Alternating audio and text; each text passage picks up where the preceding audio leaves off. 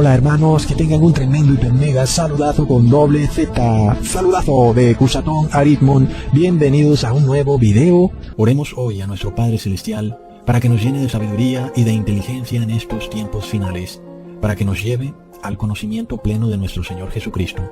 En el nombre de Jesús, amén. ¿Cuánto se ha hablado de arrepentimiento en la historia del cristianismo? Aún las religiones lo enseñan, pero al mismo tiempo también te enseñan a violar la ley de Dios. Pero hoy nosotros hemos aprendido el verdadero arrepentimiento, el cual significa que tenemos que reconocer que la ley de Dios está válida aún y que debe ser respetada y guardada por todo aquel que desee entrar en la vida eterna. Si había personas que conocían la ley, era el pueblo judío. Sin embargo, ellos tampoco guardaban la ley, sino que seguían una religión talmúdica, llena de tradiciones, que al final lo que hacían era violar la ley. Es increíble. Hoy, en estos últimos tiempos, pasan cosas contrarias en donde las iglesias rechazan esas tradiciones judías que por supuesto no se deben seguir. Sin embargo, violan la ley de Dios y eso también está muy mal. Entonces un día Jesús se presentó en carne y hueso, en persona, en Jerusalén, para tratar de solucionar este enredo que se había formado, para tratar de dar luz a este problema en donde el hombre usurpó la ley de Dios y la vistió en un halo de tradiciones y de ritos para llevar a la persona finalmente a no guardar la ley de Dios. Es increíble. Y para ello llamó a todas las personas a arrepentimiento. Es decir, que dejaran de violar la ley de Dios y empezaran a guardar los mandamientos de Dios. Ese es el arrepentimiento. Para eso vino Jesús al mundo. Los judíos lo tuvieron enfrente de sus propios ojos. Su mensaje fue predicado por todas las regiones de Jerusalén y de Israel. Muchas personas vieron sus milagros con sus propios ojos y otros los escucharon directamente de sus familiares y amigos. Jesús hacía cosas increíbles que daban prueba de que Él era el Hijo de Dios y que su mensaje era totalmente acorde con la Biblia, con la Torá, el mensaje de arrepentimiento y de una vida eterna. Sin embargo, Jesús murió y luego resucitó, dando una confirmación aún más potente de que su mensaje era verídico y que el camino para nosotros también tener vida eterna estaba abierto para que cualquiera lo tomara, ya no solo la nación de Israel, sino ahora el mundo entero. Sin embargo, de nuevo, son precisamente las iglesias cristianas las que rechazan el camino a la salvación. Y el problema es que las personas se han acostumbrado a que han tenido la intercesión de Jesús a la mano y de alguna manera han abusado de esa intercesión, porque siempre está ahí, nunca falla, nunca falta.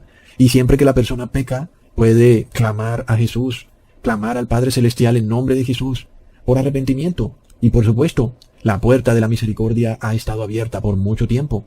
Pero pasa que el mundo cristiano ha empezado a perder el valor de lo que significa esa intercesión de Jesús hacia nosotros. El saber que aunque tú peques, ese pecado tiene perdón. Es algo increíble, pero también ha llevado a las personas a abusar de eso, a pecar, porque saben que su pecado tiene perdón. Entonces, sí, la intercesión de Jesús vale oro. Qué bueno es saber que aunque cometemos un error, Jesús está intercediendo por nosotros y que nuestros pecados son perdonados. Pero el mundo religioso, aún la misma iglesia cristiana, ha venido abusando de esa intercesión, aún hasta los mismos ateos, porque muy dentro de sí saben que Jesús vino a la tierra, aunque ellos dicen que no creen, pero entienden el concepto de que Jesús intercede por los pecadores, y saben que tienen esa puerta abierta. En el momento en que quieran pasar del ateísmo al cristianismo, saben que pueden entrar. ¿Qué pasaría si eso ya no se pudiera? ¿Qué pasaría si tú dijeras, soy ateo, y luego dijeras, no, ahora quiero ser cristiano, y las iglesias cristianas te dijeran, no, lo lamento, ya tú no puedes ser cristiano? Y como que tú dirías, ¿pero por qué? ¿Cierto? ¿Acaso Jesús no vino a salvarnos a todos? Y es la verdad. Pero ¿qué ocurre cuando una verdad bíblica ha sido escondida por tanto tiempo? Y es que en algún momento de la historia del mundo, la intercesión para ciertas personas se acaba, y esas personas ya están por fuera de la salvación. Entonces, de nada sirve recibirlos de vuelta, porque ya no pueden arrepentirse, aunque ellos dicen, tal vez de labios para afuera, que se están arrepintiendo. Pero la puerta de la salvación se les ha cerrado. La intercesión se acabó, llegó a su fin, aunque están vivos, no tienen posibilidad de redención. Solo que tal vez no lo sepan. En algunos casos, creen que están bajo la intercesión de Jesús y no saben que están por fuera de la intercesión de Jesús. Eso también puede ocurrir. Muchas personas, aún cristianos, piensan que están bajo la intercesión de Jesús, están bajo la gracia y que así estarán por siempre, es decir, mientras estén vivos. El problema es que la Biblia nos revela eventos en los cuales la gracia se acaba. Es tremendo. Sin embargo, nosotros a veces pensamos que esto es duro, pero la realidad es que es más duro de corazón aquel que, sabiendo que Jesús intercede por él, no ha querido arrepentirse. Lo ha hecho porque su corazón es duro. Sin embargo, luego, ¿qué ocurre cuando recibe una noticia dura de llevar? Y es que está por fuera de la salvación. Es tremendo.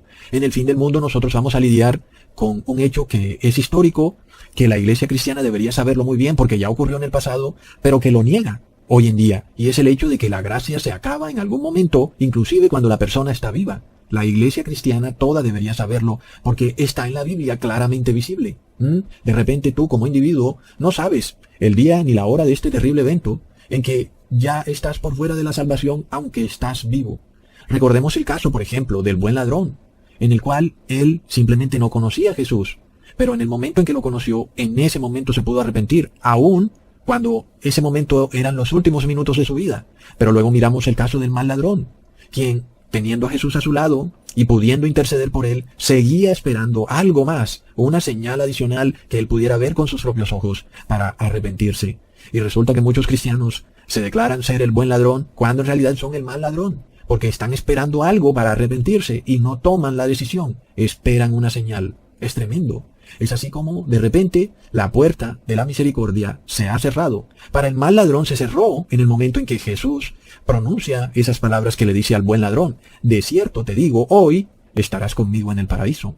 En ese momento, el buen ladrón fue perdonado, pero el mal ladrón quedó por fuera de la salvación, porque él no entró en esas palabras que Jesús declaró. Es lamentable, es algo que se repite en el fin del mundo, pero que ya se ha repetido, como lo vemos, amigos. Y es lo que ocurre también cuando un joven se vio confrontado con la idea de seguir a Jesús, de ser su discípulo. Sin embargo, cuando se vio confrontado con esta idea, el joven le pide unos días a Jesús para seguirlo, para poder ir a enterrar a sus familiares muertos. Pero la respuesta de Jesús es tan certera como escalofriante. Leamos en Mateo capítulo 8, versículo 21 al 22.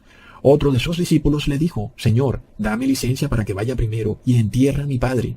Y Jesús le dijo: sígueme, deja que los muertos entierren a sus muertos. Es una respuesta dura de parte de Jesús, pero resulta que es la pura verdad. ¿Qué preferirías tú escuchar? ¿La verdad cruda o una mentira piadosa? Sabemos que el mundo odia la verdad y prefiere siempre la mentira. Pero imagínate nada más que te digan eso de alguno de tus familiares. ¿Qué podrías pensar? Que Jesús te diga: deja a tus familiares allá, deja que los muertos sigan enterrando a los muertos. ¿Qué pensarías tú? Literalmente, Jesús te está diciendo que esos familiares tuyos en realidad son muertos vivientes. Aunque están vivos, espiritualmente están muertos. Es terrible. Tal vez los familiares no lo sabían. Pensaban que seguían bajo la intercesión de Jesús, pero Jesús confiesa que ya no tenían salvación. Es lamentable. En ese momento, Jesús declara una verdad rotunda. Tal vez las personas no entendieron esas palabras, pero es un asunto serio. De repente, tú te conviertes en un muerto viviente, porque jugaste con algo precioso, algo que valía oro, y lo tomaste como si fuera algo ordinario. El hecho de que tienes la intercesión de Jesús, el hecho de que tienes la puerta abierta a la salvación, a poder entrar a la vida eterna, pero no has querido tomar la decisión, siempre andas con un pie adentro y otro afuera, y a la final no entras, y ocurre también que no dejas entrar a otros. Este proceso ocurre individualmente, pero también va a ocurrir y ha ocurrido grupalmente, en donde la puerta de la salvación queda cerrada para un grupo grande de personas. Esto ocurrió en los tiempos de Jesús. Es así como vemos 3 eventos que ocurrieron en los tiempos de Jesús, en donde la puerta de la salvación se cerró para multitudes, lo cual nos quiere decir que estos 3 eventos se van a repetir en los últimos tiempos. En este caso, amigos, en el último evento, en los tiempos de Jesús, en el tercer evento, Jerusalén finalmente fue totalmente destruida, porque en sus muros solo habitaban muertos vivientes. El Espíritu de Dios ya no estaba en esa ciudad. Es de locos. ¿Será que esto es lo que pronto se manifestará en el mundo? Que en muchas ciudades solo habrán muertos vivientes. Amigos, qué curioso que vemos el Evangelio de Juan y vemos el número 666 para mostrarnos el primer grupo de personas que pierden su salvación, su vida eterna. Esto lo podemos denominar como la primera ola dentro de las 3 olas o 3 eventos finales que irán marcando las 3 veces en que la puerta de la salvación finalmente se cierra. Primer grupo, segundo grupo y tercer grupo, y Bueno, en el tercer grupo, la puerta de la misericordia queda cerrada para siempre. Es así como vemos en Juan, capítulo 6, versículo 66, amigos, la primera ola ocurriendo. Es terrible. Y nos muestra de nuevo el número 666, con la primera vez en que un grupo de personas pierden su salvación eterna de manera grupal y estando vivas. No han muerto, sino que siguen vivas, pero por fuera de la salvación. Es por esto, amigos, que hoy vemos el número 666 y deberíamos tener precaución con lo que está ocurriendo. A cada rato lo vemos ligado al bautismo negro. Pero las personas, por más de que se les muestra esto, amigos, pues nada, siguen como si nada. Es como si pasara una vaca caminando enfrente de ellos, como si no ocurriera nada. Es para quedarse con la boca abierta. Es como si pasara algo normal. Es normal, Cusatón, que el 666 ocurra cada rato, cada vez que se hable de el elixir mágico. Es normal, claro. Esto pasa cada año, todos los años, desde hace 200 años, Cusatón. ¿Qué pasa, amigos? Esto es tremendo. El que no vea este número es porque está muy, pero muy hipnotizado, dormido, bajo un influjo demoníaco. No puede caber la menor duda. ¿Qué pasa? Pero aún, amigos, también veremos que no todo el mundo va a caer en esta primera ola. Veremos entonces que viene una segunda y tercera ola. Sin embargo, nosotros somos testigos de esta primera ola, de este 666, porque vemos el número, amigos, y vemos el pasaje bíblico en Juan, capítulo 6, versículo 66, recontra, hiper, mega, plop.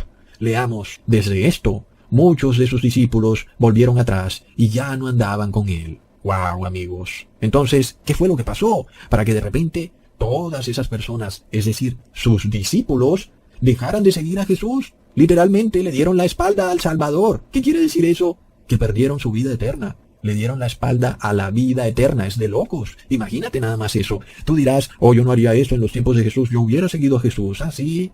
Pues eso no es lo que está pasando en estos momentos. Las personas están siguiendo a los científicos. Están siguiendo al Papa de Roma. No están siguiendo a Jesús. Leamos entonces el contexto en Juan capítulo 6, versículos 56 al 60. El que come mi carne y bebe mi sangre, en mí permanece, y yo en él. Como me envió el Padre viviente, yo vivo por el Padre. Asimismo, el que me come, él también vivirá por mí. Este es el pan que descendió del cielo, no como nuestros padres comieron el maná y son muertos. El que come de este pan vivirá eternamente. Estas cosas dijo en la sinagoga, enseñando en Capernaum, y muchos de sus discípulos oyendo, dijeron, dura es esta palabra, ¿quién la podrá oír? ¿Quiénes dijeron esto, amigos? No fueron los ateos, no fueron los fariseos, no fueron los saduceos, fueron sus discípulos. Jesús pedía que vivieran por la carne y la sangre de Jesús. Hoy las iglesias cristianas dijeron también que esta es una palabra dura, que es mejor vivir por la ciencia, porque la ciencia da prueba. Cusatón, ellos ya lo probaron, tiene 70% de efectividad. Mira, mi vecino se la puso y no le ha pasado nada, Cusatón, la ciencia es vida. Mientras que Jesús dijo, mi carne y mi sangre es vida, el que me come vive.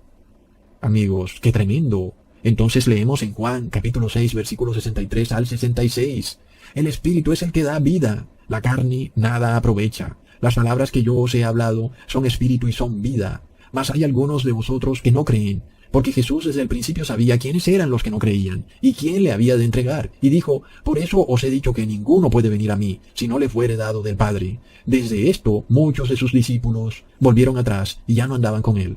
Entonces, amigos, en el capítulo 6, en el versículo 66 del Evangelio de Juan, se nos muestra un rompimiento definitivo, amigos, entendemos, entre muchos que decían ser discípulos de Cristo y Cristo. Es triste. ¿Y por qué se dio ese rompimiento definitivo? Porque no creían. ¿Y qué es no creer? Es no tener fe. Recontra plop. ¿Y qué es lo que ha pasado con el mundo entero? Sobre todo con el mundo cristiano. La mayoría no creyeron que la sangre de Cristo los podía salvar de la pestilencia 19. No tuvieron fe. Dijeron que para eso Dios les había mandado a los científicos. Pusieron su fe entonces en el hombre. ¿Y qué fue lo que ocurrió? Se presentó una separación, un rompimiento entre cierta parte del mundo cristiano y Jesús. Es terrible, amigos, porque recordemos también que el cuerpo de Jesús es su iglesia. Entonces, los que no creyeron, por ejemplo, en estos últimos tiempos y se sacaron ese pase verde, el pase de movilidad, dieron prueba física de su decisión final, recibiendo el sello del demonio. Por otro lado, los que creyeron están hoy en día siendo expulsados de las sinagogas, de todas partes, de los supermercados, de los transportes públicos, de los bancos, están siendo expulsados y ya no pueden entrar ni siquiera a las iglesias porque hay un rompimiento.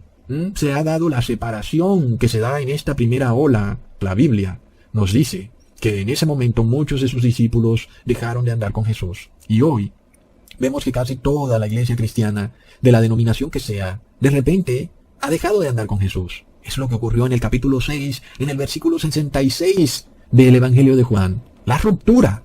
¿Qué significó esa ruptura para aquellos que abandonaron a Jesús en ese momento? Que cerraron la puerta de la intercesión, porque ya tenían en su mente traicionar a Jesús, y Jesús lo sabía, amigos, de locos. Es tremendo. Entonces, no fue Jesús quien quiso cerrar esa puerta, fueron ellos los que le dieron la espalda para siempre. Amigos, es la primera ola, es el 666, lo cual se está repitiendo porque estamos viendo el número 666 por todas partes. Lo habíamos ya mostrado en un video, pero el número 666 sigue apareciendo vinculado con el elixir mágico que hemos llamado bautismo negro. Así que finalmente, amigos, la hora se acerca. Cada persona toma su decisión final y ocurre también que grupalmente, colectivamente, muchos la toman. Porque eso es parte del ser humano, ¿verdad? Muchas veces tú eres inducido a tomar una decisión con base en lo que otros dicen. No tomas una decisión solo. En este caso, la Iglesia de Cristo está para llevarte a la vida eterna. Pero también hay personas que hacen parte de la Iglesia de Cristo que están para darle la espalda a Jesús. Ya ha pasado, amigos. ¿Y tú en qué grupo vas a estar? Porque una vez tú le des la espalda a Jesús, ya no hay marcha atrás. La puerta quedó cerrada y es lamentable. Luego vemos la segunda ola. En esta segunda ola, o el segundo evento, Judas toma su decisión final. Pedro luego casi pierde también su salvación eterna, y una gran parte de la población escogió mejor a Barrabás que a Jesús. Es de locos, amigos. Leamos en Juan capítulo 13, versículo 21. Como hubo dicho Jesús esto, fue conmovido en el espíritu y protestó y dijo: de cierto os digo que uno de vosotros me ha de entregar. Y ahí fue. Judas ya había cruzado esa línea. Su vida eterna estaba perdida. Judas ya había tomado su decisión final. Y Jesús luego fue traicionado por Judas. Luego, también, cuando Jesús iba cargando su poste de madera camino al monte Gólgota, se encontró con unas mujeres llorando por él. Y miremos qué es lo que les dice. En Lucas capítulo 23, versículo 27 al 30. Y le seguía una gran multitud de pueblo y de mujeres, las cuales le lloraban y lamentaban. Mas Jesús, vuelto a ellas, les dice: hijas de Jerusalén, no me lloréis a mí, mas llorad por vosotras mismas y por vuestros hijos, porque aquí vendrán días en que dirán: bienaventuradas las estériles y los vientres que no engendraron y los pechos que no criaron. Entonces comenzarán a decir a los montes: caed sobre nosotros, y a los collados: cubridnos. Recontra plop. Jesús le declara a estas mujeres que su llanto no era sincero. La verdad es que Jesús sabía que era un llanto hipócrita. Es tremendo. ¿Quién puede engañar a Dios? Los mismos que lo traicionaron ahora derramaban lágrimas de llanto. Jesús les revela que ya estaban por fuera de la salvación, que más bien lloraran por ellos mismos y por sus hijos. Es terrible. Y que pronto tendrían que pedirle ayuda a sus líderes y gobernantes, los cuales finalmente no podrían salvarlos. ¿Acaso cuántos cristianos no han puesto en estos tiempos sus esperanzas en los gobernantes, en los científicos, en el ejército, en la policía? Como la mayoría de personas, aún las iglesias cristianas, le rogaron a los gobernantes que cerraran las iglesias. ¿Y quién lo rogó? Fueron las mismas iglesias, diciendo: cúbrenos, protégenos, cae sobre nosotros. Es tremendo. Y es lo que se repite en cada ola. Siempre las personas saldrán a pedirle auxilio a los gobernantes y a los líderes religiosos, no a Jesucristo. Qué tremendo, amigos.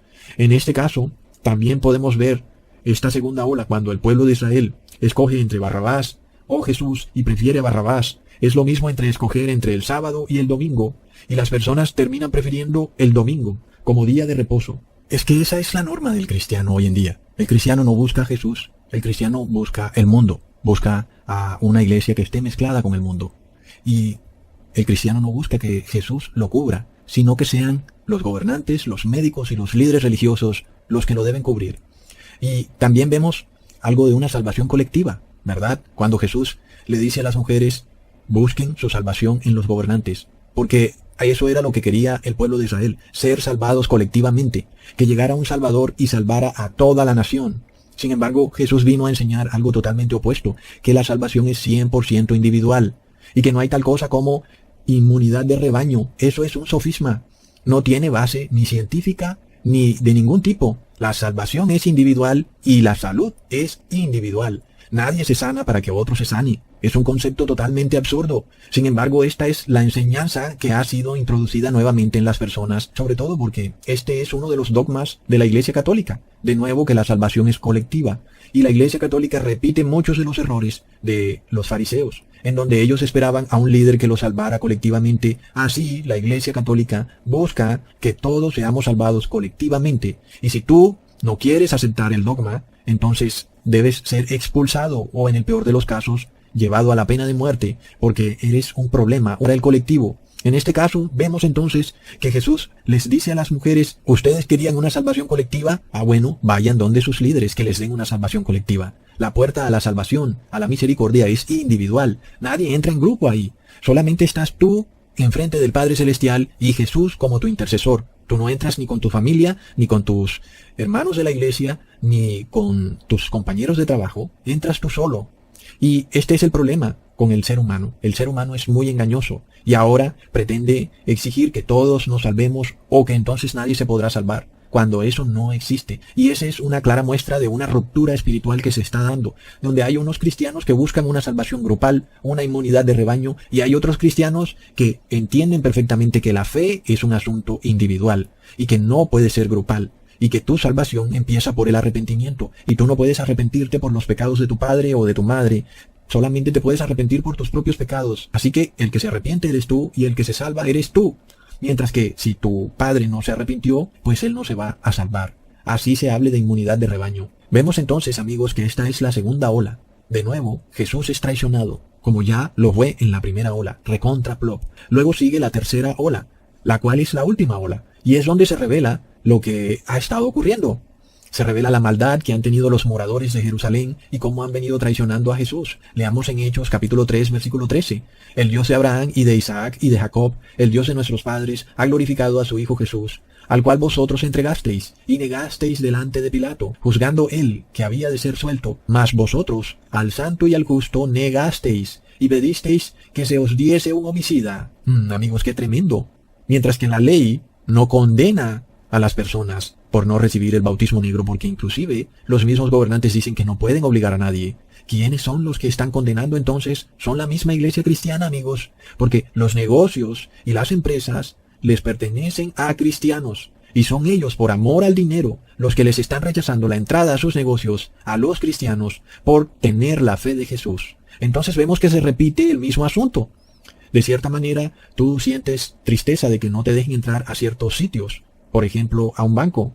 Pero también entendamos que quien te traiciona es un cristiano. Y eso es lamentable, pero es una muestra de lo que le ocurrió a Jesús. Jesús fue traicionado por su propio pueblo. Muchas personas vieron los milagros que hizo, y muchas personas escucharon de sus familiares los milagros que Jesús hizo. Por Jerusalén había una gran conmoción, además de todo, porque Jesús resucitó. Muchos lo supieron, muchos lo vieron con sus propios ojos. También supieron y vieron que otros santos habían salido de los sepulcros.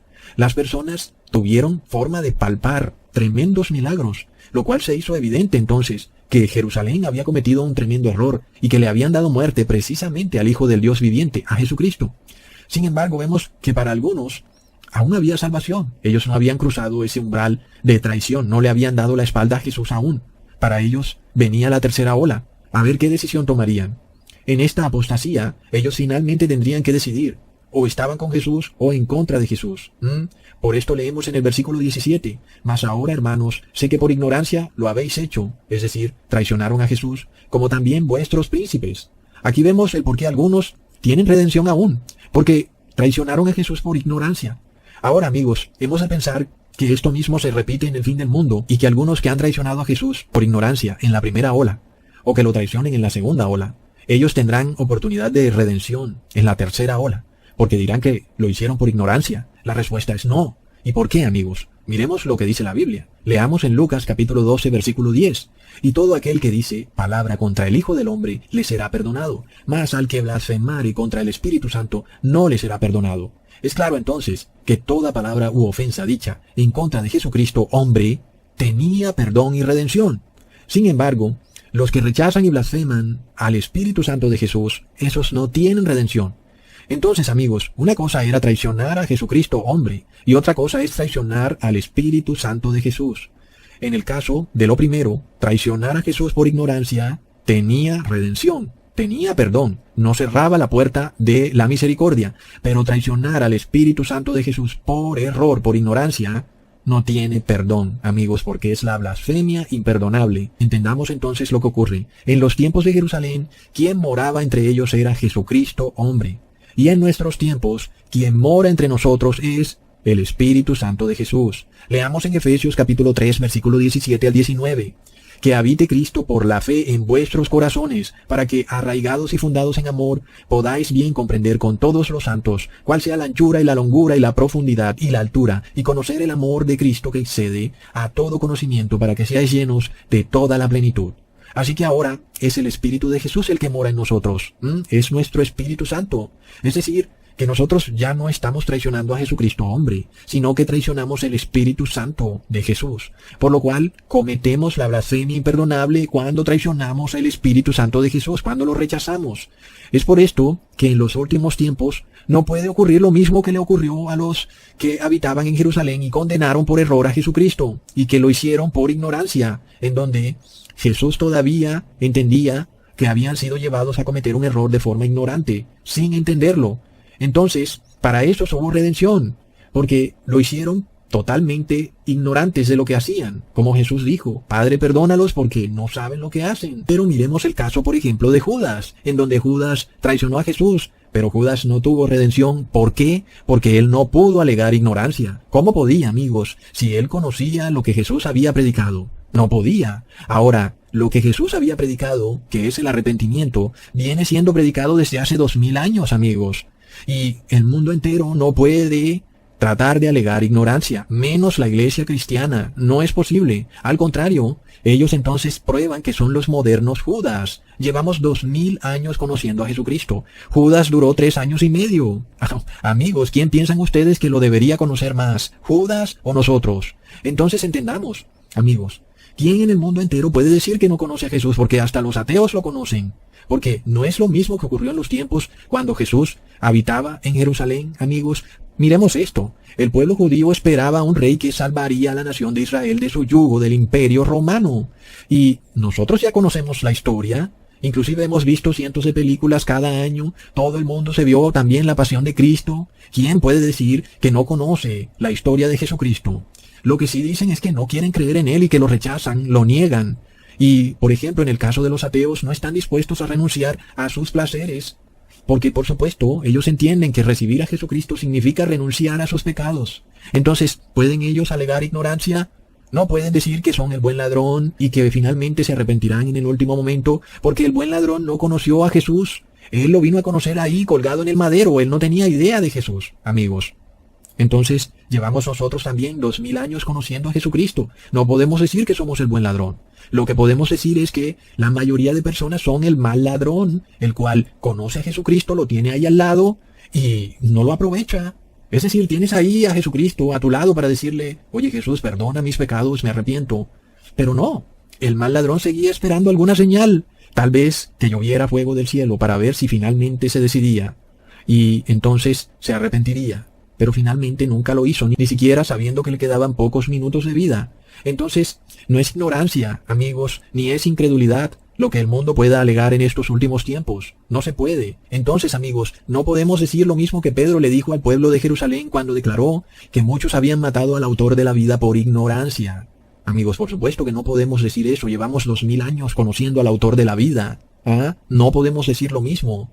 Entonces, amigos, también ocurre que aquellos que vieron a Cristo resucitado sabían que Jesús había resucitado, sus familiares eran testigos, vieron que los apóstoles lo declararon y vieron milagros, y luego también Jesús ascendió al cielo y lo vieron.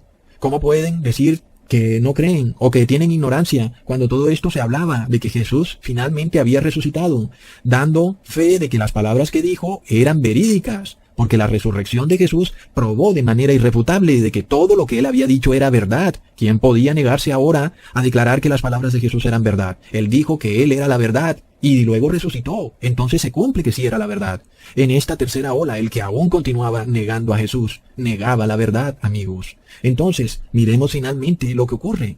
La diferencia entre la tercera ola y la segunda ola. Porque en la tercera ola, el pueblo de Jerusalén ya no lidiaba con Jesucristo hombre, porque ya Jesucristo hombre no estaba. Ahora era el Espíritu Santo de Jesús, porque inclusive ya había caído el Espíritu Santo, amigos. Entonces también esto fue claramente visible para muchos, por lo cual ya hablamos de la blasfemia imperdonable contra el Espíritu Santo. En la tercera ola lo volvemos a ver, amigos. Leamos en Hechos capítulo 7, versículo 51.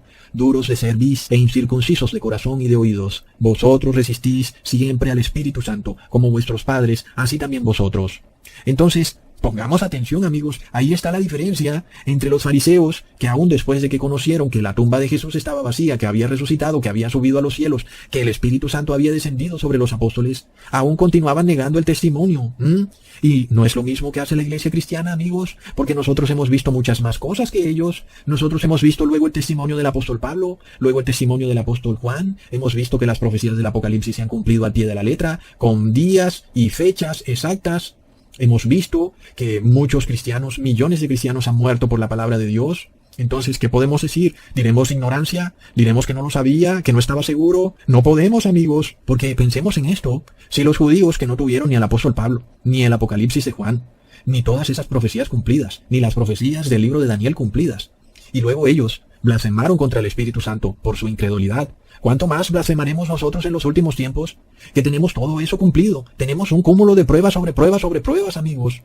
Entonces, ¿qué pasa si llegamos a manifestar incredulidad? Recontraplop, ¿qué es lo que está manifestando hoy en día la iglesia cristiana? Incredulidad, amigos. Entonces vemos que en la tercera ola, este grupo que faltaba por tomar su decisión final, finalmente lo toma. Y entonces ya no queda nadie en Israel, salvo aquellos que decidieron acercarse a Jesús y arrepentirse y abrazar el evangelio de la salvación. De resto, la mayoría de personas en Israel cayeron de la gracia. La nación entera cayó de la gracia. Todos los habitantes quedaron por fuera de la salvación y Jerusalén se convirtió en una ciudad de muertos vivientes, amigos. Es de locos.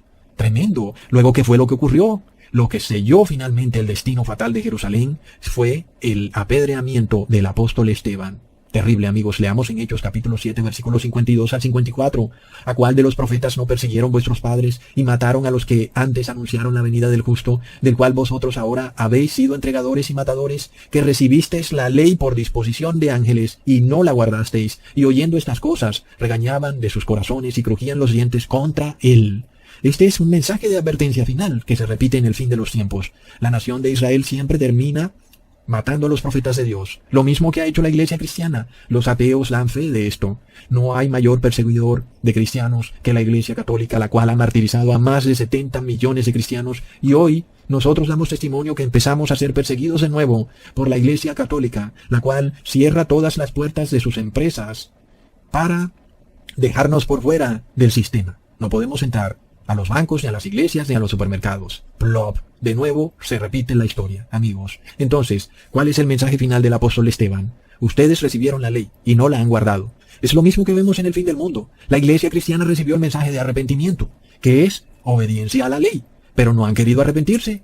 ¿Y qué hará el mundo? ¿Qué harán los líderes religiosos? ¿Se arrepentirán? No. Sus corazones, al contrario, crujen de rabia en contra de aquellos que los llaman a arrepentimiento. Entonces nos declaran que somos fanáticos radicales, conspiranoicos, virus con patas, terroristas domésticos, modernos talibanes americanos, recontra plop. Sigamos leyendo en Hechos capítulo 7 versículos 55 al 58. Mas él, Esteban, estando lleno de Espíritu Santo, puestos los ojos en el cielo, vio la gloria de Dios y a Jesús que estaba a la diestra de Dios, y dijo: He aquí veo los cielos abiertos, y al Hijo del Hombre que está a la diestra de Dios. Entonces, dando grandes voces, se taparon sus oídos, y arremetieron unánimes contra él, y echándolo fuera de la ciudad, le apedreaban. Y los testigos pusieron sus vestidos a los pies de un mancebo que se llamaba Saulo. Es tremendo, amigos. Es lo que ocurrió en la tercera ola, lo cual se repetirá en el fin del mundo. Matarán de nuevo a los verdaderos cristianos. Sin embargo, ellos felices entregarán su vida, sabiendo que expían sus pecados con la sangre del Cordero, teniendo pleno conocimiento que las puertas del cielo se abren de par en par, así como le ocurrió al apóstol Esteban, quien vio las puertas del cielo abiertas y a Jesús sentado a la derecha del Padre. Tenía entonces Esteban esa aseguranza plena de que le aguardaba la vida eterna. Es tremendo. Muchos mártires entonces tendrán esa plena seguridad de que tienen ganada la vida eterna. Y eso es una tremenda aseguranza, porque aquel que sigue vivo todavía tiembla y teme por su salvación, aunque tiene fe con temor y temblor de que puede perder su salvación.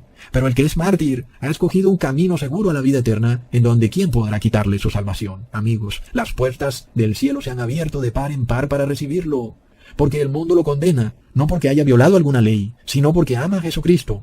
Esos mártires son los que cerrarán el tiempo de gracia a nivel global, es decir, se acabó la intercesión de Jesús y luego al mundo solo les resta recibir las 7 últimas plagas de la ira de Dios. Amigos, los que no se quedaron por fuera en la primera y segunda ola terminarán quedándose por fuera en la tercera ola.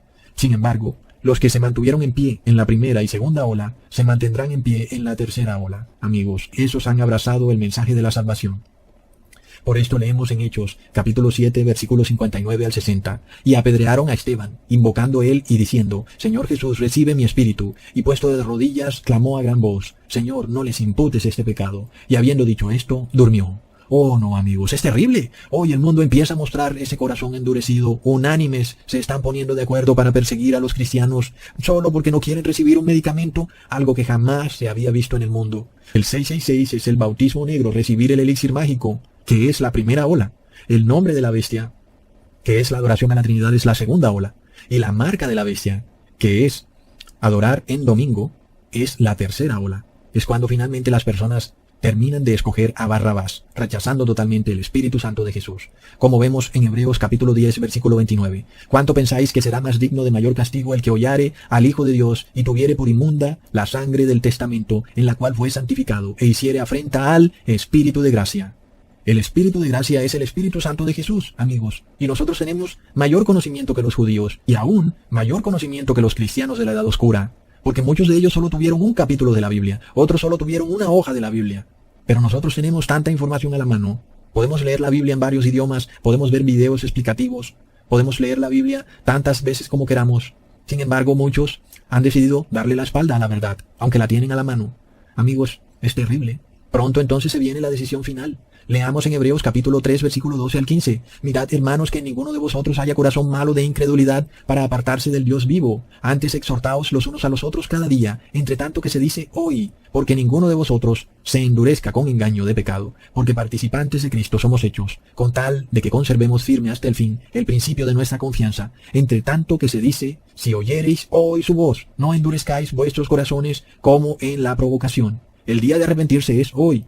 No lo dejes para mañana. No andes en corazón de incredulidad, ni tampoco andes esperando una señal para arrepentirte. Arrepiéntete hoy. Toma la decisión hoy. Y no esperes mañana, porque el mañana no está garantizado. Y tal vez sea hoy el día en que la puerta de la misericordia se cierre.